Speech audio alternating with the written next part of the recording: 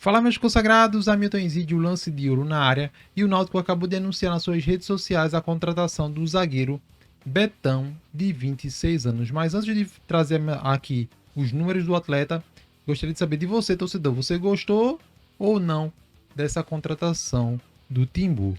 Trazendo aqui já os números, né, lá no site O Gol, o zagueiro de 26 anos fez 10 partidas no ano de 2026, sendo 8 pelo Campeonato Paulista e 2 pela Copa do Brasil, somando aí 900 minutos. Já os clubes que ele passou, né, se a gente for ver aqui na direita, temos aí o Náutico, né, no qual está em 2026, e outros clubes que ele passou: Atlético, CSA, Sampaio Corrêa, São Bento, Taubaté, Portuguesa, entre outros.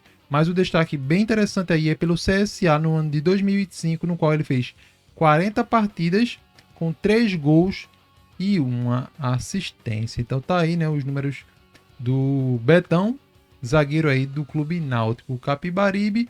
Então deixa aí teu comentário aqui embaixo se você gostou ou não dessa contratação. Uma outra notícia também bem interessante é sobre Caio Dantas.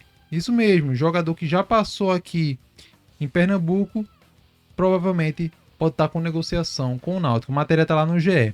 O centroavante de 33 anos viria para disputar a posição com Paulo Sérgio no time. Timbu, no entanto, tem concorrência de outros clubes pelo jogador. Lembrando aí, né, que ele está no Novo Horizontino, um time que já pegou um jogador que era do Náutico, que é o Carlinhos. Então, eu até comentei lá na página da internet aqui do Bahia de Recife, que é uma página lá do Instagram, no qual eu falei que o Náutico, no momento, ele tá com uma briga imensa. Mas se a gente for colocar o mercado de São Paulo pelo Novo Horizontino e o mercado do Náutico aqui na região Nordeste, o Náutico tem menos mercado, infelizmente. O Náutico é muito maior do que a equipe do Novo Horizontino, isso é verdade, mas em relação a mercado, o Novo Horizontino tem mais do que a equipe alvirrubra no momento, tá? No momento que eu tô falando aqui nesse vídeo.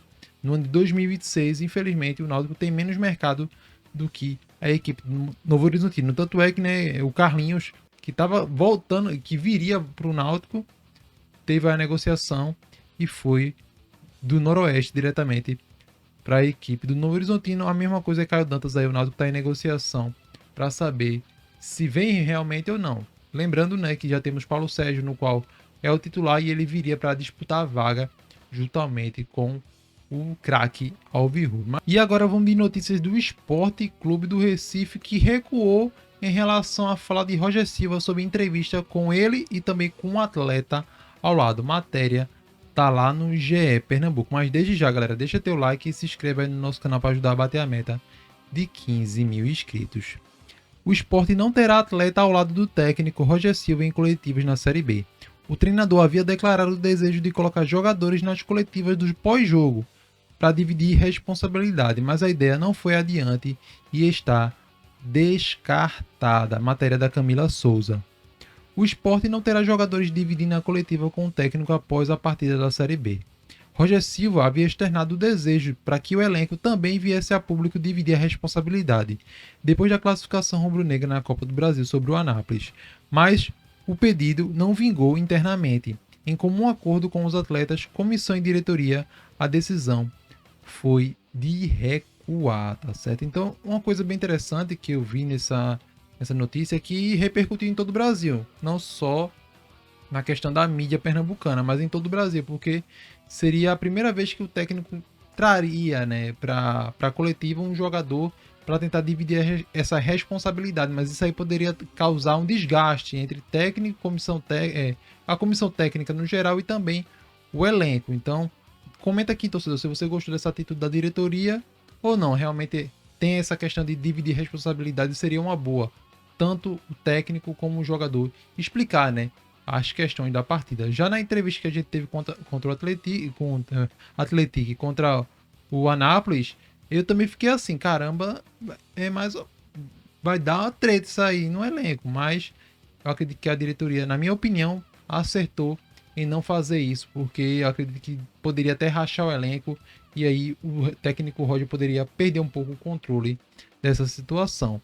E a outra notícia, galera, é sobre o Fábio Matheus, tá? Deixa eu trazer aqui rapidamente. Fábio Matheus teve uma lesão constatada, uma fissura na tíbia, e deve voltar ao Sport só em maio. Ainda sem jogar na temporada, o volante do Leão chegou perto de ser negociado ao Cuiabá, mas não foi aprovado nos exames médicos. Então essa é a notícia aí sobre essa fissura que o Fábio Matheus teve, e desejamos aí ao atleta, né, que ele possa se recuperar rapidamente. E é um ativo do Sport, né, um cara que veio da base, precisa de minutagem, mas infelizmente com o elenco que o Sport tem atualmente, ele está sobrando. O elenco do Sport é bem qualificado e ele sobra nessa questão de técnica. E agora vamos de notícias do Santa Cruz Futebol Clube. Vamos falar de Pedro Costa, que está sendo negociado aí para deixar o tricolor do Arruda, tá certo? Então já deixa aqui a tua opinião, se já vai tarde ou se ele merece continuar para receber mais uma chance lá no Santa Cruz. Matéria lá no GE, vou trazer aqui todos os detalhes. Repórter Lucas Holanda e Camila Souza. O lateral não consegue render o esperado no tricolor, perde vaga no time titular e pode deixar o clube. O destino do lateral direito Pedro Costa está longe do Santa Cruz. Isso porque o tricolor tem conversas adiantadas para emprestar o jogador ao Volta Redonda, de acordo com a apuração do GE. Em reformulação para a Série C, o tricolor planeja uma barca com até 10 saídas e Pedro Costa já estava fora dos planos, como o GE já tinha noticiado. Então essa matéria está lá no GE e a gente vai trazer aqui para vocês rapidamente as últimas contratações que o Santa Cruz teve, né? Tivemos aí o Marquinhos, no qual foi anunciado recentemente, algumas outras barcas, né, e peruas de jogadores que poderiam vir. O Regis também é uma contratação que o Santa Cruz conseguiu. Uma outra aqui, trazer para vocês, é o Thiago Enes. Então essa daí foi a última contratação que o Santa Cruz teve no seu elenco, tá? Lembrando, até o momento foram 3 contratações e o Santa Cruz está buscando no mercado aí alguns jogadores, já que muitos deles não vingaram, tá? Por quê? Questão de técnica, questão de realmente vestir a camisa do Santa Cruz para um jogador é algo que precisa o cara vir de vários clubes no qual tem essa pressão. E o Santa Cruz é um desses times grandes do futebol brasileiro que está atualmente na Série C do Campeonato Brasileiro por merecimento e questão de problemas com gestões. Agora com essa última gestão do Bruno Rodrigues, que veio, trouxe aí a questão da SAF, que não vou falar nesse caso sobre SAF aqui, mas que está dando aí uma para trás. Então eu acredito que a partir do momento que você é um jogador e vem para o time como o Santa Cruz, é esperado de você que você renda. Por quê? Se você for passear com a sua família, se você for num shopping, for no cinema, vai ter pressão, entendeu? Dentro e fora de campo. Eu acredito que muitos desses jogadores que vão sair do Santa Cruz não tem esse perfil, né? De ser um jogador do Santa Cruz Futebol Clube. E o Santa Cruz está tentando aí fazer negociações para não perder dinheiro, porque se a gente for colocar nesse primeiro semestre, pelos jogadores que foram trazidos, o Santa Cruz torrou dinheiro, tá? Essa é a verdade. Então é necessário aí algo que seja feito, né? E eu acredito que isso aí que está sendo feito com Pedro Costa é uma das opções. E para finalizar, galera, vamos falar dela.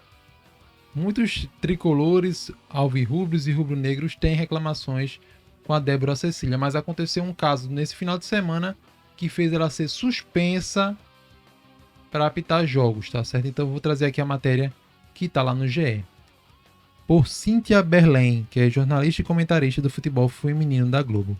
Comissão de arbitragem da CBF pune arbitragem por atraso entre Botafogo e Flamengo. Confira as suspensões. A entidade foi avisada às 18h52, 8 minutos antes do início inicial do confronto. O problema foi no Brasileiro Feminino. O início de Botafogo e Flamengo pelo Brasileiro Feminino nesta sexta-feira acabou sofrendo um atraso de quase meia hora. A equipe de arbitragem escalada para a partida ficou presa no trânsito no Rio de Janeiro e não chegou a tempo no estádio Newton Santos. O blog apurou que a comissão de arbitragem da CBF aplicou punições pelo descumprimento do protocolo. Então já vamos pular aqui direto.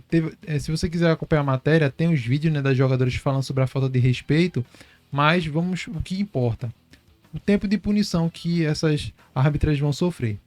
As punições foram a equipe de arbitragem e o que foi ocorrido no clássico.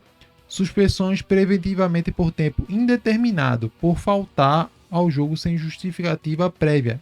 As profissionais Jennifer Alves, quarta árbitra da CBF do Rio, e Nayara Cunha, assistente da CBF Rio. Interessante, né? Porque as duas são do Rio e não conheço o trânsito da cidade que vive, mas vamos lá. Continuando aqui, essas duas foram suspensas por tempo indeterminado. Suspensa por 180 dias, por não informar a comissão de arbitragem em tempo para a substituição das integrantes ausentes. Débora Cecília, árbitra da FIFA daqui de Pernambuco, que é a pauta desse vídeo. Suspensa por 90 dias, por omissão ao acompanhar a árbitra central e não informar a comissão de arbitragem em tempo para a substituição das integrantes ausentes. Juliana Gomes, assistente da CBF do Rio de Janeiro. Então, tá aí, né? A árbitra Débora Cecília suspensa por 180 dias de apitar partidas, tá certo? Então, vamos ver nesse... Não sei se tem como recorrer, mas é uma notícia aí do nosso quadro, né, de arbitragem pernambucano. Ela foi eleita ano passado, né, em 2025, a melhor árbitra do Brasileirão. Do Brasil, na verdade, desculpa. Então, é uma perca, né, que a gente tem na questão do quadro de arbitragem. Para algumas pessoas podem estar até felizes, né? Mas eu acredito que é uma perca e mancha, né, a questão da arbitragem aqui em Pernambuco e isso ia acontecer. Então vamos ver, né, se ela consegue recorrer ou não, mas eu acredito que isso aí já é definitivo. Então vamos aguardar aí as cenas dos próximos capítulos. Mas é isso aí, gostou do vídeo? Deixa teu like, se inscreve no canal, tá no Instagram, deixa o coração aqui do lado e segue nossos parceiros. Tamo junto e falou!